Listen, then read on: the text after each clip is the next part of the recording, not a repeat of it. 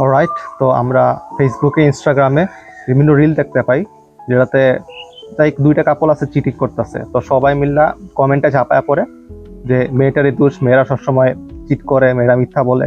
তো দেখেন আসল কথা কি, ছেলেদের মতো মেয়েরা তো না। তো কারণ ছেলেরা লজিক্যাল ক্রিচার্স, যেটা স্ট্রেট ফরওয়ার্ড, যেটা ভাল লাগতেছে কর্মু, একদম করলাম, না হলে করলাম না। আর মেয়েরা হচ্ছে গিয়ে ডিসিশন মেক করতে একটু অসুবিধা হয়, কারণ তারা ইমোশনাল।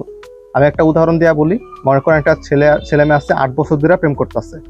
ওই মেয়ের যদি ইমোশন চেঞ্জ হয়ে যায়, অন্য অন্য ছেলের প্রতি ইমোশন চলে যায়, সে যত কিছুই করছে দরকার হইলে ওই আগের ছেলেটা তার লাইফই দিয়া দেখ, কোনো সমস্যা নাই, ওই মেয়েটা নতুন ছেলের কাছেই যাবে, কারণ তারা ইমোশন ড্রিভেন। আর এটা কোনো দোষ না, তাদের কোনো দোষ না। আর এই জন্যই মনে হয় যে তারা মিথ্যা বলে, কারণ এক সময় একটা বলে, আরেক সময় আরেকটা বলে।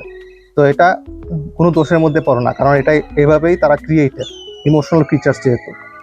তো এজন্য আমি থ্যাঙ্কফুল টু গড অলমাইটি যে তাদেরকে অন্যরকম বানাইছে, কারণ এই জন্যই ভাই সেক্স এত মজা, তাদের সাথে থাকতে এত মজা, তাদের সেন্ট নিতে এত মজা।